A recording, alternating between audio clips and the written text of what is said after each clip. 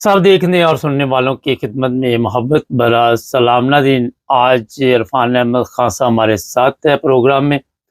और अमेरिका में कल क्या हुआ आपने देखा, तमाम तकरीबन यूरोपियन लीडर वहाँ पे पहुँचे हुए थे और कुछ जर्मनी के बारे में भी आपको बताएंगे। जी खान साहब क्या कल कोई बयानिया जारी हुआ जी? मुबारक साहब, वो कल की मीटिंग का बयानिया तो इतना आम हो चुका है कि हर बंदा कल टीवी से लग के बैठा हुआ था। दुनिया की बड़ी ताकतें साथ जोड़ के बैठी हुई थी वाशिंगटन के अंदर। और आपको पता है ट्रम्प के साथ डील करना कोई इतना आसान काम नहीं है। वो तो हुक्म चलाने वाला बंदा है। तो इस लिहाज से यूरोपियंस जो है वो खुद गए हुए थे उसकी मदद के लिए जेलेंस्की की। तो बज़ाहिर तो उस मीटिंग के बाद कोई प्रोग्रेस नजर नहीं आती जी। या कोई कुछ हासिल किया हो वो बज़ाहिर नजर नहीं आता। लेकिन जहाँ 3 घंटे की मुलाकात में कुछ तो फैसले हुए, उस 3 घंटे की मुलाकात के बाद 40 मिनट तक रूस और अमेरिकन सदर के दरमियान टेलीफोनिक राब्ता रहा है, बातचीत हुई है। इसलिए हम ये तो नहीं कह सकते कि इस मीटिंग से जो हमें बज़ाहिर नजर आता है कि वहाँ वाकई ऐसा ही हुआ हो। तो जो फैसले हुए हैं वो बहरहाल अभी तक मेरे नजदीक सीधा राज है, आम पब्लिक को नहीं बताए जा रहे, लेकिन कुछ ना कुछ फैसले हैं जो एंड पे उन्होंने एक राउंड टेबल की है जो लाइव नशर की गई है जी। उन पे जो कुछ चंद minute her head of the state बोला है उससे लोग ज्यादा अंतरिया निगाह ज्यादा अंदाजे लगा रहे हैं। इसमें जर्मन और फ्रांस वो इस मीटिंग से मुतमईन नजर नहीं आते और दोनों ने जंगबंदी पर जोर दिया कि पहले जंगबंदी होनी चाहिए और उसके बाद जो है सुलहनामे के या जो भी फर्दर कार्रवाई होनी है अमन की वो कार्रवाई शुरू की जाए। लेकिन पहले एक दफा रूस का और यूक्रेन के दरमियान कोई ना कोई जंगबंदी जो वो होनी चाहिए। जबकि ट्रम्प साहब की ने एक चेंज लिया हुआ वो कोई इस जंगबंदी की इतनी वो चाहते हैं कि फौरी तौर पे बातचीत शुरू की जाए। एक सैफ फरीकी जो है वो कहते हैं मैं तैयार कर रहा हूँ रूस सदर को कि वो यूक्रेन के सदर के साथ मुलाकात पर तैयार हो जाए और मैं भी उस मुलाकात में शामिल होऊंगा। जगह का फैसला बाद करेंगे और उसके बाद जंगबंदी वगैरह की बातचीत है वो की जाए। जबकि यूरोप ये चाहता है कि भाई ये और ये भी इनकी गुफ्तगू से बात सामने आई है कि यूक्रेन जो है रूस जो है वो यूक्रेन के 18% इलाके पर काबिज हो चुका है और जिसमें से वो डोनबास का इलाका जो है वो नहीं छोड़ना चाहता और यूक्रेन वो ये इलाका जो है रूस को देने की तैयार नहीं है किसी कीमत के ऊपर भी। तो इस किस्म के इख्तिलाफात बहरहाल मौजूद हैं और ये मुमकिन है कि भाई ये चाहते हैं ट्रम्प साहब के भाई पूरा यूरोपियन जो है वो इस बात पर हामी भरे कि भाई मैं जो अगली मुलाकात के अंदर करूं उसमें मैं यूरोप की भी नुमाइंदगी करूं जो बज़ाहिर नजर नहीं आता। यूरोपियन इस पर राजी नजर नहीं आते क्योंकि यूरोपियन अपनी बात मनवाना चाहते हैं कि पहले वहां पर जंगबंदी हो, ऐलान हो, दोनों तरफ से फायरिंग रुक जाए और उसके बाद अमन की बातचीत जो है वो शुरू की जाए। और जबकि अमेरिकन सदर की राय है कि फौरी तौर पर जंगबंदी के बगैर ही जो है अमन की बातचीत जो शुरू की जाए। वो अपने कॉन्फिडेंस में है कि मैं अमन जो है वो बहाल कर दूंगा। ये ऊपर की बात है जो कहा गया है कि भाई हम सारे के सारे मिलकर चाहते अमन ही है, लेकिन कोई भी पीछे हटने के लिए अपने मुआहदात से तैयार नहीं है। इसलिए कल की मीटिंग को इसका रिजल्ट क्या निकलेगा ये नेक्स्ट मीटिंग से ही पता लगेगा। हाँ, जो छोटी मोटी बातें हुई हैं कि हाँ बच्चों को रिहा करवाया जाएगा, ये जो पहले भी जो रिहा किए गए हैं रूस से बच्चे वापस यूक्रेन में माँ बाप से मिलवा दिए गए हैं वो कार्रवाई जारी रखेगी या जो जंगी कैदी बनाए गए हैं वो वापस कर दिए जाएंगे। इस किस्म के फैसले बाहर हुए हैं और रूस भी उनको पर एग्री कर गया है। तो ये एक प्रोग्रेस है छोटी मोटी, लेकिन असल मसला जो है वो अभी तक वहीं का वहां खड़ा हुआ है और यूरोपियंस और अमेरिका के अंदर 100% इत्तेफाक बाजार नजर नहीं आता जो नतीजा अखज किया जा रहा है कल की मीटिंग से। खान साहब एक यहाँ पे अहम सवाल है کہ جب تک ایسی میٹنگ نہیں ہوگی جس میں سب اکٹھے بیٹھیں گے، جس میں روسی صدر بھی بیٹھے ہیں اور آمنے سامنے بات چیت، تو اس وقت تک آپ دیکھتے کہ مسئلے کا حل نکل سکے. یورپین امریکن سب بیٹھ کے اس مسئلے کا حل نکالے اکٹھے. اب کوئی کچھ کہہ رہا ہے، کوئی کچھ کہہ رہا ہے، اس طرح مشکل نہیں ہو رہا؟ دیکھیں بات یہ ہے مارک صاحب، اس وقت کی جو صورتحال میں نا، اس میں پوٹین صاحب کریڈٹ لینا چاہتے ہیں کہ میں نے یہ جنگ بند کروائی. وہ پہلی جنگوں کا بھی مثال دیتے ہیں. کل بھی انہوں نے مثال دی اس ٹیبل پہ جہاں پہ سب ہیڈ آف دی اسٹیٹ بیٹھے ہوئے تھے کہ میں نے فلانی جنگ بند کرائی، میں نے فلانی جنگ اٹھائی. اور اس کا بھی وہ کریڈٹ خود لینا چاہتے ہیں، میں نے یہ اتنی بڑی جنگ جو ہے. ٹرمپ صاحب، آپ نے پوٹین نام لیا، ٹرمپ لینا چاہتا ہے نا.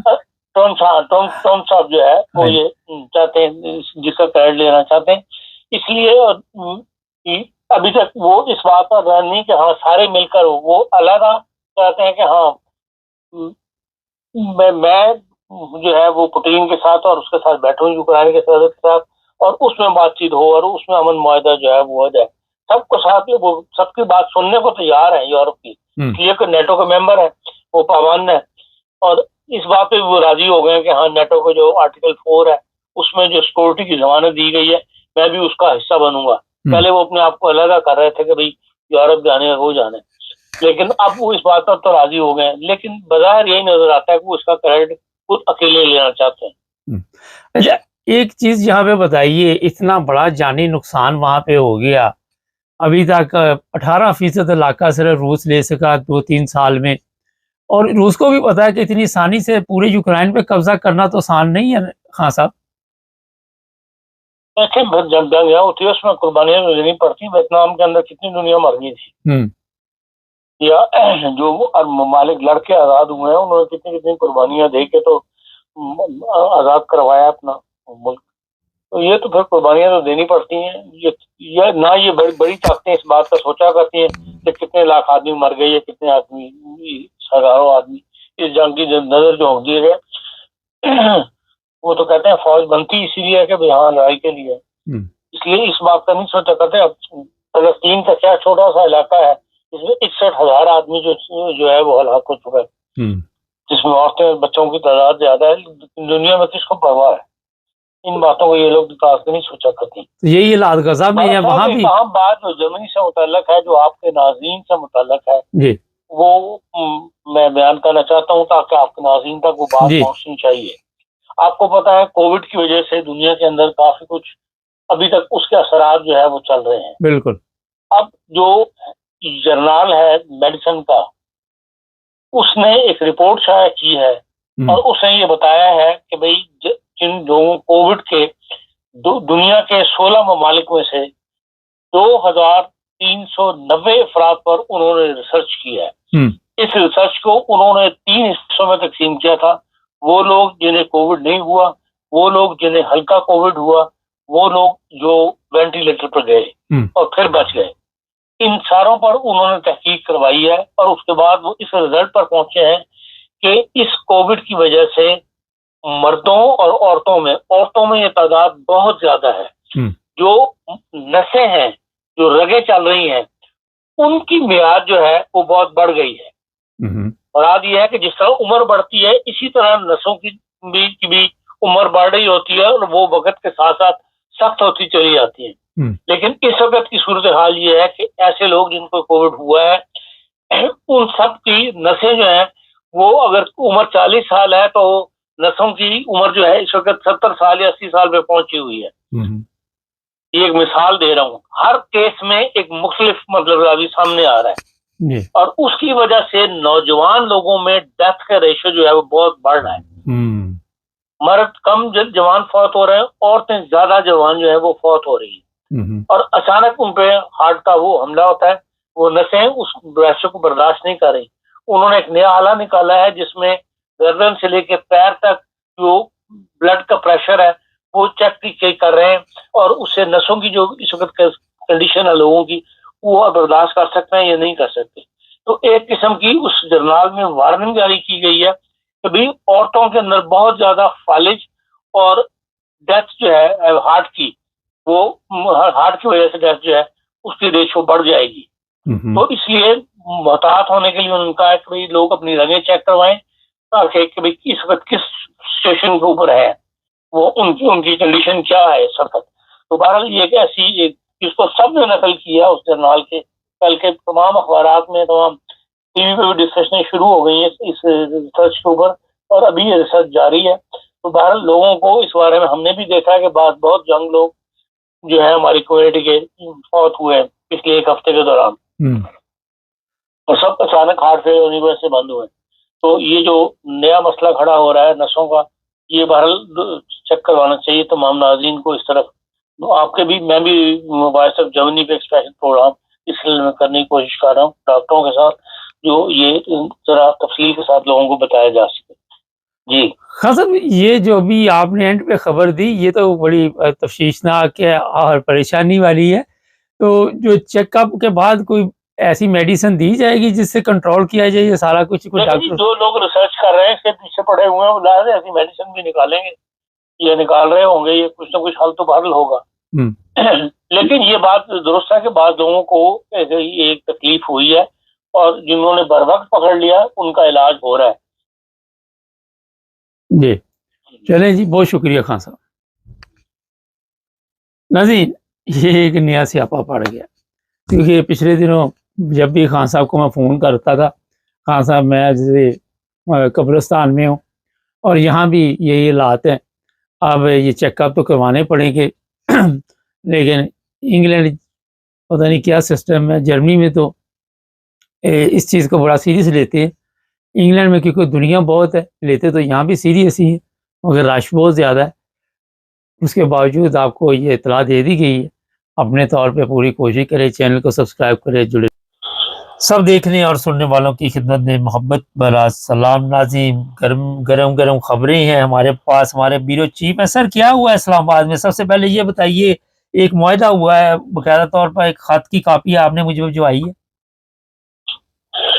جی بالکل، یہ کچھ پچھلے 4-5 دن سے جو ہے یہ جمعیت علماء اسلام فضل الرحمان گروپ کے جو نائب امیر ہیں اور ان کی جو پارٹی کے ممبران ہیں وہ مدنی مسجد کی وجہ سے بڑے پریشان تھے اور جلوس بار بار نکال رہے تھے. تو اس سے پہلے بھی ایک ملاقات ہو چکی ہے ان کی ڈپٹی وزیر اعظم جو ہے اسحاق ڈار صاحب کے ساتھ، لیکن وہ بدقسمتی اس سے مذاکرات کامیاب نہیں ہو سکے. لیکن اب انہوں نے کوشش کی تھی کہ ان کا ایک وفد ہے جو کہ وزیر اعظم سے ملاقات کرے گا اور جس کے بعد اپنے تحفظات جو ہے وہ بیان کرے گا. تو اس کے بعد جو ہے وہ آج ایک رپورٹ آئی ہے کہ جس کے اندر یہ بتایا گیا ہے کہ جو ہے وہ حکومت نے گھٹنے ٹیک دیے ہیں اور انہوں نے یہ اعلان کیا ہے کہ ہم آنے والے 4 ماہ میں مدنی مسجد کی جگہ پہ ایک نئی عالی شان مسجد تعمیر کر کے دیں گے. اور یہ ان کا آپس میں ایک معاہدہ طے پا گیا ہے. تو جو اگر کہتے ہیں تو میں معاہدہ بھی آپ کو پڑھ کے سنا دیتا ہوں. اس کے 3 دفعات ہیں. جی بتا دیجیے ذرا. تو جو 3 دفعات ہیں، جی معاہدے کی 3 دفعات ہیں.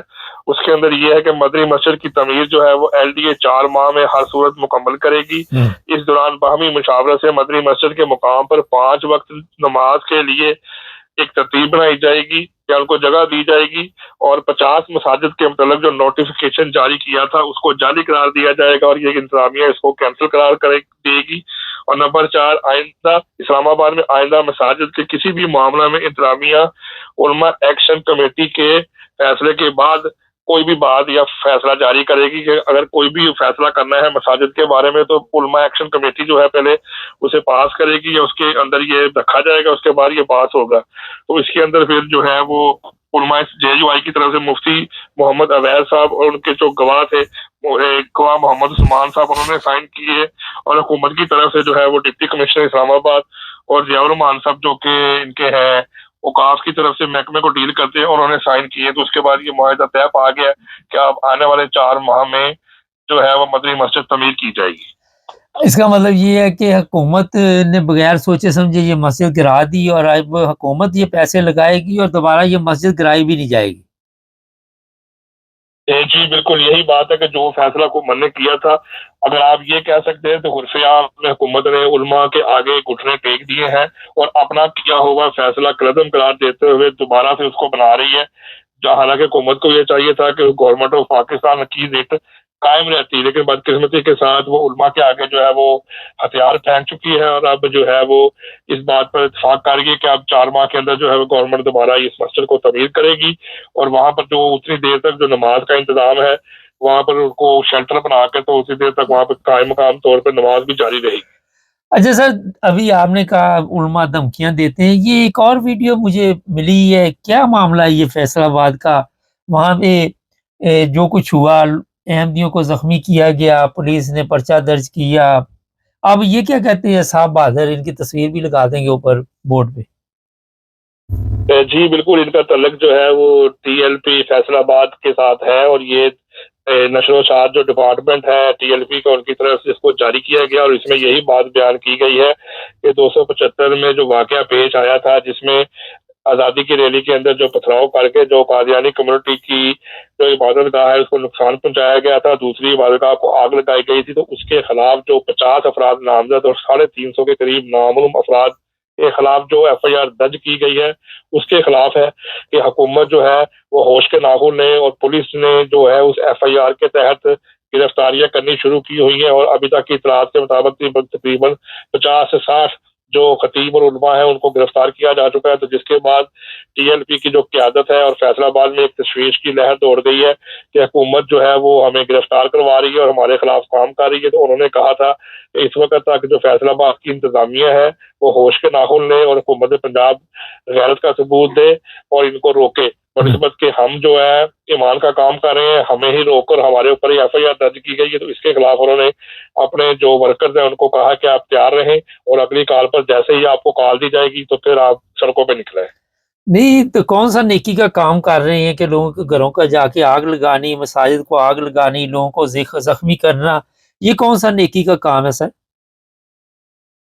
जी बिल्कुल, उनके मुताबिक जो है वो ये एक इस्लाम की बहुत बड़ी खिदमत कर रहे हैं, क्योंकि उनकी नज़र में जो कादियानी कम्युनिटी के लोग हैं वो काफिर हैं और वाजिबुल कत्ल हैं और उनको मारना, उनकी इमलाक को नुकसान पहुंचाना और जिस तरह पिछले कुछ सालों के साथ बहुत ज्यादा वाकयात होते आ रहे हैं, उनकी इबादत गाह को नुकसान पहुंचाना, मेहराब गिराना, मीनारों को गिराना, कब्रिस्तान की बेहुरमती करना, तो इसके मुताबिक ये एक बहुत अच्छा और इस्लाम की खिदमत करने वाला काम कर रहे हैं, क्योंकि इस मुल्क में ज्यादातर जो है वो मुल्ला इज़्ज़म ही कामयाब है। आपके सामने देख रहे इस्लामाबाद का वाकया है कि मुल्ला इज़्ज़म ही ने अपनी पावर दिखाकर हुकूमत को घुटने टेकने में मजबूर कर दिया। तो यहाँ पर भी ये जो काम कर रहे हैं उनकी नजर में ये एक बहुत बड़ी खिदमत कर रहे हैं। इस्लाम की खिदमत हो रही कि अगर वो किसी कादियानी कम्युनिटी के अफराद को मारते हैं या उनकी जगह पर कब्जा करते हैं या उसको तोड़ते हैं या उसको आग लगाते हैं, तो उनकी नज़र में एक बड़ा अहम काम है। तो अब जब हुकूमत ने उनके खिलाफ एक एक्शन लिया है तो इस बात का उनको बहुत ज्यादा गम है और शिद्दत के साथ उनको इस बात की तकलीफ है कि हमारे ऊपर ये कार्रवाई की गई जबकि हम तो खुद इस्लाम के ठेकेदार हैं। अच्छा सर, ये बताइए कि जिन साहब की ये वीडियो इस वक्त मंजर आम पे आई है और गवर्नमेंट को वो धमकियां दे रहे हैं, इनके खिलाफ अभी तक गवर्नमेंट ने कोई एक्शन लिया? जी नहीं, अभी तक तो ऐसी कोई इतलात नहीं मिली। हमने कोशिश की थी कि वहाँ पर लोकल इंतजामिया और मुतलका एसएचओ से इस बाबत बात की जाए कि जो ये सोशल मीडिया के ऊपर वीडियो वायरल की गई है, तो उन्होंने कहा है कि अभी तो हमें इस बारे में कोई भी इतलात नहीं मिली, लेकिन जो कानून के मुताबिक कार्रवाई होगी तो हम देखते हैं कि क्या इस पे कार्रवाई होती है। तो कल हम दोबारा कोशिश करेंगे कि मुतलका जो एसएचओ है और जो तफ्तीशी अफसर है उनसे रब्ता किया जाए कि ये जो इश्तिहार अंगेजी पैदा की जा रही है और लोगों में इश्तिहार पैदा किया जा रहा है, हुकूमत को उकसाया जा रहा है, तो क्या इसके ऊपर कोई कार्रवाई हुई है। तो कल इंशाल्लाह दोबारा रब्ता करते हैं, फिर देखते हैं कि क्या पुलिस ने अभी तक इस जो ये वायरल हुई है सोशल मीडिया पे इसके मतलब कोई कार्रवाई की है कि नहीं। सुबह जल्जले के झटके आए थे, वहां से सब खैरियत है? कोई इतला तो नहीं मिली? जी बिल्कुल, आपको बताया गया था कि रावलपिंडी, इस्लामाबाद, उसके गिरदोनवा में जो ज़लज़ले के झटके सुबह के टाइम महसूस हुए, तो उसके बाद एक रिपोर्ट और आई थी कि शाम को 4:30 बजे के करीब इस्लामाबाद के मज़ाफ़ात में फिर एक झटका लगा है ज़लज़ले का, लेकिन उसकी शिद्दत जो बताई जा रही थी वो 3.2 के करीब थी। तो लोग जो है वो बिल्डिंगों से और अपने घरों से बाहर निकल रहे थे, लेकिन उसके बाद कोई भी ऐसा जानी नुकसान या कोई ऐसी इत्तला नहीं मिली। लेकिन ये दूसरा वाक़या है कि वहाँ पर जो है ज़लज़ले के झटके जो है वो एक दिन में 2 दफ़ा आए हैं, तो अभी तक वहाँ पर कोई ऐसी इत्तलात नहीं मिली। अलबत्ता जो सैलाब की सूरत-ए-हाल है वो थोड़ी ख़तरनाक है। जो 26,000 का रेला था वो लाहौर से गुजर रहा है। लाहौर दरिया रावी के पास से चचड़ के मुकाम पर इंडिया की तरफ से छोड़ा गया पानी جو ہے وہ تقریباً 30,000 سے 35,000 کیوسک جا رہا ہے. اور فلڈ وارننگ جو ڈپارٹمنٹ ہے ان کی طرف سے کہا گیا کہ آج رات کسی بھی وقت 12 بجے کے بعد انڈیا جو ہے وہ پاکستان میں پانی چھوڑ سکتا ہے، جس کی وجہ سے دریائے راوی کے اندر طغیانی اس وقت تک نچلے درجے کا سیلاب ہے. اور اگر بھارت جو ہے وہ پانی چھوڑ دیتا ہے تو تقریباً 1 لاکھ سوا لاکھ کے قریب کیوسک پانی گزرے گا، جس سے قریب کی جو مضافات کی آبادیاں ہیں ان کو پہلے سے وارن کر دیا گیا ہے اور ان کو یہ بتا دیا گیا ہے کہ آپ محفوظ مقام پر چلے جائیں. بھارت کی طرف سے کسی بھی وقت پانی چھوڑا جا سکتا ہے جس سے کوئی بڑا نقصان نہ ہو جائے. تو فلڈ وارننگ کے تحت ریسکیو کی ٹیمیں اور یہ فلڈ ریلیف کی جو انتظامیہ کے لوگ ہیں یہ وہاں پر جو قریب کے گاؤں ہیں وہاں پر موجود ہیں اور ریلیف کی طرف جو کام ہے وہ کرنے والے اس کی طرف توجہ دے دیں کہ کل کو کوئی اگر پانی آ جاتا ہے تو ہم کس طریقے سے لوگوں کو ریسکیو کر سکتے ہیں. گرمی کی کیا صورتحال ہے سر؟ جی گرمی بالکل، گرمی تو کم ہے لیکن حبس کی صورتحال بہت زیادہ ہے. نمی کی وجہ سے بہت زیادہ حبس ہے. دھوپ کے اندر جتنا کم سورج کی تپش ہوتی ہے لیکن حبس کی وجہ سے بہت زیادہ پسینہ جو ہے وہ لوگوں میں آتا ہے. لوگ جو ہے اوپر سے لائٹ جو ہے بار بار جا رہی ہے، بعض علاقوں میں تو 3 سے 4 گھنٹے بھی لائٹ جا رہی ہے اور بہت برا حال ہے. اور جن علاقوں میں بارش ہوتی ہے وہاں ان علاقوں میں لیسکو جو ہے فیڈر کو پہلے ٹرپ ہونے سے بچنے کے لیے پہلے ہی لائٹ بند کر دیتی ہے. تو گرمی کی شدت جو ہے وہ بہت زیادہ ہے. اگر یہاں پہ بارش ہو جائے یا ہوا چلتی ہے تو پھر موسم خوشگوار ہو سکتا ہے، لیکن ابھی تک پچھلے چند روز سے لاہور کے اندر جو ہے وہ حبس کی صورتحال تیزی سے جاری ہے. بہت شکریہ سر. جی یہ تھے ہمارے بیورو چیف پاکستان سے. جب وہ ویڈیو میرے سامنے بھی آئی میں نے بھی سنی اور وہ ایسے دھمکیاں دی جا رہی ہے گورنمنٹ کو اور گورنمنٹ خاموش بیٹھی ہوئی ہے. بڑی افسوس کی بات ہے.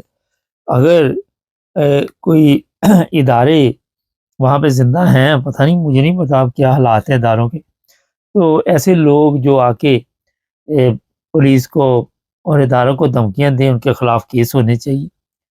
یہ نہیں ہے کہ آپ سب کو کھلی چھٹی دے دیں، یہ دہشت گردی میں آ جاتا ہے نارمل. کیونکہ پولیس نے اگر کیس درج کیے ہیں تو وہاں پہ کوئی وجہ ہے کہ وہاں آپ نے مسجد پہ حملہ کیا، لوگوں کے گھروں پہ پتھراؤ کیا، بچوں کے ذریعے کارروائی ڈالی، پھر لوگوں کو زخمی کیا. شرمناک چیزیں. چینل کو سبسکرائب کر لیں، جڑے رہیں ہمارے ساتھ تاکہ اور بھی پروگرام دیکھتے رہیں.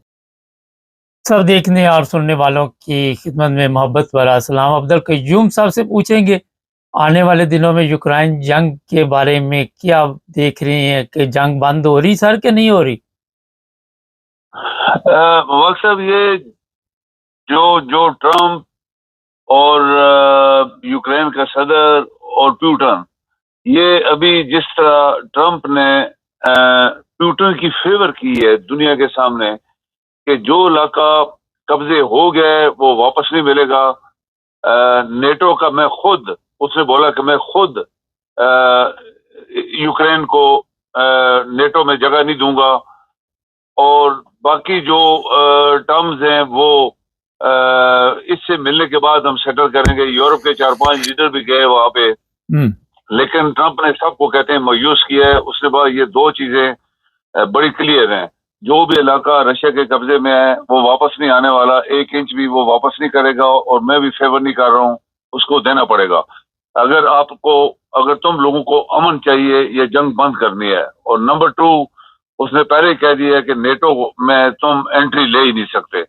تو یہ بڑی کلیئر ابھی اس کے ذہن میں آ گیا ہے. تو ایکچولی جیسے ہم نے پہلے بات کی تھی کہ یہ بندہ جو ہے جنگ ہار گیا، اس کے بعد کچھ نہیں بچا. ابھی اس کی فوج اتنی ماری گئی ہے، لوگ مارے گئے، شہر تباہ ہو گئے، برا حال ہے. یہ رونے کی شکل بنا کے بیٹھا ہوا تھا، بالکل رونے والا. اس کے فوجی اس کو بتا رہے تھے تو اپسیٹ تھا کیا ہو گیا ہمارے ساتھ. تو پیوٹن جیت گیا ہے. یہ بڑے بڑے لوگوں نے تبصرہ کیا کہ پیوٹن جنگ جیت گیا ہے. پیوٹن نے ٹرمپ کو بھی کنونس کر لیا ہے. تو باقی یہ جو یورپ کے لوگ ہیں ان کے لیے کچھ بچا ہی نہیں ہے. ابھی یہ اس کو کیا سپورٹ کریں گے جب اس کو علاقہ بھی نہیں ملنے والا، نیٹو وہ جا نہیں سکتا. بفر زون پیوٹن کہتا ہے میں بنواؤں گا جہاں پہ کسی بھی دوسرے ملک کی فوج نہیں ہوگی، کوئی اسلحہ نہیں ہوگا. تو یورپین یونین کو تو کچھ بھی نہیں ملا. انہوں نے خربوں ڈالر خرچ کیے ہوئے تھے اور امریکہ پیچھے لگا ہوا تھا. آپ کو پتہ ہی ہے ٹرمپ سے پہلے امریکہ فل سپورٹ کر رہا تھا ان کو. تو یہ ابھی جنگ پیوٹن تو ابھی مار رہا ہے. آپ کو پتہ ہی ہے کہ پیوٹن جب تک اس نے بولا تھا کہ یہ معاہدہ نہیں ہوگا میں یوکرین کو نہیں چھوڑوں گا. اور ایکچولی رات کو میں ایک پروگرام دیکھ رہا تھا، اس میں ایک بندہ سوال کر رہا تھا تو اس نے جواب دیا کہ ایکچولی پیوٹن پورے یوکرین پہ قبضہ کرنا چاہتا ہے اور وہ دڑا دڑ مارتا جا رہا ہے ان کو، آگے بڑھتا جا رہا ہے. تو یہ جو پیوٹن کی اندر جو ایک چیز ہے، لازمی بات ہے ان کی بھی بڑی دنیا مری ہے، فوجی مرے ہیں، سویلین لوگ مرے ہیں، پراپرٹیز تباہ ہوئی ہیں. جو پیوٹن ابھی جس علاقے میں بیٹھا ہے اس کی پراپرٹی تو ساری تباہ ہو گئی ہے، یہ دوبارہ ری بلڈ ہوگا. اسی طرح یوکرین سارا ری بلڈ ہوگا، موسٹلی ری بلڈ ہوگا. تو یہ چیزیں جو ہیں یہ اس کی طرف جا رہی ہیں، یہ جنگ جلدی ختم ہونے والی ہے. سر یہ بتائیے، جنگ جلدی ختم ہونے والی ہے اور ابھی تک ویسے اثرات یہی ہیں کہ بات چیت کسی نتیجے پہ پہنچی نہیں ہے. جی دوبارہ میں نے کہا ابھی تک جو بات چیت ہوئی وہ کسی نتیجے پہ نہیں پہنچی. یہ صحیح بات ہے، وہ جو بھی بات چیت ہوئی نتیجے پہ نہیں پہنچی، لیکن وہ ابھی چونکہ پیوٹن اس کا انتظار کر رہا تھا صدر کا، وہ گیا، اس سے بات علیحدہ کی. پھر سارے لیڈر آپ کو پتہ ہے 4-5 موٹے موٹے جو ہیں، یہ جرمنی کا، فرانس، انگلینڈ اور ایک اور تھا شاید کوئی، تو یہ 4 بندے، ہاں وہ یورپین یونین کی جو پریزیڈنٹ ہے وہ تھی، تو یہ 5 بندے تھے. لیکن ایک بات پیوٹن نے بہت کلیئر کر دی ہے کہ معاہدہ کرنے کے لیے اگر تم نے جنگ کرنی ہے تو تم جنگ کرو، لیکن تمہیں پتہ ہونا چاہیے کہ پیوٹن نے تمہارا بہت سارا علاقہ قبضہ کر لیا ہے اور بہت سارا تم اور کھو بیٹھو گے اگر تم نے کوئی معاہدہ نہ کیا. اور میں تمہاری مدد نہیں کرنے والا، امریکہ بالکل مدد نہیں کرے گا. امریکہ امن کے لیے سپورٹ کر رہا ہے تمہیں، کہ تمہاری بہتری یہی ہے کہ جہاں ابھی کھڑے ہو ادھر ہی ختم کر دو، اور جو تم سے نکل گیا وہ نکل گیا. یہ ہنری کسنجر نے مواخذہ آپ کو یاد ہوگا 2 سال پہلے بولا تھا کہ جو چھوٹا سا علاقہ تم نے گما دیا اس کو بھول جاؤ، فوراً اپنے ملک کو بچانے کی کوشش کرو، ورنہ تمہارا سارا ملک تمہارے ہاتھ سے نکل جائے گا. اور وہی بات ہوئی ہے، ابھی تقریباً تھرڈ آپ کہیں کہ اس کے ہاتھ سے نکل گیا ہے. اور پیوٹن کی شاید یہ مرضی ہے کہ پورا یوکرین قبضہ کر لے، اور کر بھی سکتا ہے کیونکہ پیوٹن کا ہاتھ اس وقت بہت مضبوط جا رہا ہے، امریکہ اس کا سپورٹ کر رہا ہے. تھوڑا سا پاکستان چلتے ہیں، لوگوں کو پتہ چلے. سر پاکستان میں تباہی ہی تباہی ہے اس وقت، اور جو ہمارے لیڈر ہیں ان کو کوئی فکر نہیں، وہ اپنی زندگی میں مست ہیں، پکنک میں چل رہے ہیں وہ. تو یہ عام بندہ جو ہے کہیں پہ سیلاب آ گیا، کہیں پہ زلزلہ آ گیا، کہیں پہ بارشیں آ گئی، کس چیز کی قوم کو سزا مل رہی ہے؟ آج قوم کی بات کرتے ہیں، پہلے تو ہم لیڈروں کی کرتے ہیں. مبارک صاحب، یہ صحیح بات ہے کہ آپ دیکھیں کہ کیونکہ ہم نے یہ کوئی میرے خیال میں سینکڑوں دفعہ الف استعمال کیا ہے کہ چونکہ یہ قوم مردہ ہے، اور اللہ تعالیٰ کا غضب، مبارک صاحب خود اللہ تعالیٰ نے فرمایا 3 طریقوں سے میرا غضب نازل ہوتا ہے. جیسے نوح طوفان آیا تھا تو نوح علیہ السلام کی قوم تباہ ہوئی تھی، پوری دنیا تباہ نہیں ہوئی تھی. یہ لوگوں کے غلط فہمی ہے کہ نوح علیہ السلام کے جو سیلاب آیا تھا پوری دنیا نہیں، وہ ایک قوم تھی. ایک قوم کے اوپر اتنا زبردست بارشیں برسائی گئیں اور زمین پانی اگلنا شروع ہو گئی کہ ان کی قوم ڈوب گئی اس کے اندر. اور یہ عربوں کا علاقہ ہے، یہ کوئی ترکی مرکی نہیں ہے، یہ سب فراڈ لوگ کرتے ہیں. یہ ایکچولی یہ اردن، فلسطین، یہ مصر، یہی علاقہ تھا جہاں پہ یہ اللہ تعالیٰ کا غضب نازل ہوا تھا. اب دیکھیں کہ اللہ تعالیٰ نے خود فرمایا کہ میں زلزلے سے اوپر سے نیچے، نیچے سے اوپر زمین کر دیتا ہوں. وہ قومیں جو میرا حکم نہیں مانتی یا میرے سے باغی ہوتی ہیں. پاکستانی ایک باغی قوم ہے اللہ تعالیٰ کے ساتھ، کیونکہ یہ ملک اسلام کے نام پہ مانگا گیا. اس وقت کے لیڈروں نے جو حقیقت میں قابل تعریف تھے اور مخلص تھے، دیندار تھے، خلوص سے انہوں نے یہ ملک بنا دیا. اس کے بعد آرام خوروں کے ہاتھوں میں آ گیا. تو غضب کے اوپر غضب اللہ تعالیٰ کا نازل ہوا اس قوم کے اوپر. زلزلے آئے، سیلاب آئے، کچھ بچا نہیں ہے. لیکن یہ سمجھ نہیں رہے ابھی تک. یہ اشارہ ہوتا ہے قدرت کی طرف سے کہ دیکھیں میں تمہیں ابھی بھی سمجھا رہا ہوں. تو پھر وہی بات ہے، اللہ کا تو حکم ہوتا ہے، کون تو فیکون کیسے ہوتا ہے، ہر چیز الٹ جاتی ہے. پھر پتہ لگتا ہے، جیسے قرآن میں ہے کہ پتہ لگتا تھا ہزاروں سال پرانے ادھر کوئی لوگ رہتے تھے. تو پاکستان کا تو کچھ نہیں بچا. لیکن یہ جو اوپر ہمارے حاکم ہیں یہ سب سے بڑے مجرم ہیں، اور ان مجرموں کو قوم ہٹا سکتی ہے. اور قوم آپ کی مردہ ہے. ابھی دو طرف ایک چیز چل رہی ہے, ایک طرف قوم مردہ ہے, دوسری طرف حاکم کرمنلز ہے, مجرم ہے, چور ہیں, ڈاکو ہیں, لوٹ رہے ہیں, کھا گئے پاکستان کا پیسہ. تو یہ کیسے اس کو بیلنس آپ کریں گے؟ یہ بیلنس یہی ہے کہ پھر قدرت آپ کو سزا دے گی, دونوں کو ملے گی پھر, کیونکہ مردہ قوم بول نہیں رہی, حاکم جو ہیں وہ چور ہیں, وہ پاکستان کو کھا رہے ہیں, تو پھر اللہ کا حکم آ جائے گا. آپ دیکھیں کتنی سخت بارشیں ہوئیں اور کس طرح بادل برس ہوئے, پورے کا پورا قوموں کو, کیا کہتے ہیں, گاؤں کو, محلوں کو غائب کر دیا اللہ تعالیٰ نے, اور ان کی لاشیں نہیں مل رہی. یہ قوم مبارک صاحب نہیں سنبھلے گی جب تک لوگ نہیں اٹھیں گے. یہ پاکستان نہیں چلے گا. ہم نے 1000 دفعہ بولا ہے اور آج تک نہیں چلا. آپ کو پتہ ہے, آپ کے پاس بڑا علم ہے, آپ نے بڑے پروگرام کیے ہیں. یہ قوم, یہ ملک نہیں بچے گا جب ہم مقروض ہیں, گلی گلی, ایک ایک محلے کے, کہتے ہیں کہ شہر کے, ملکوں کے.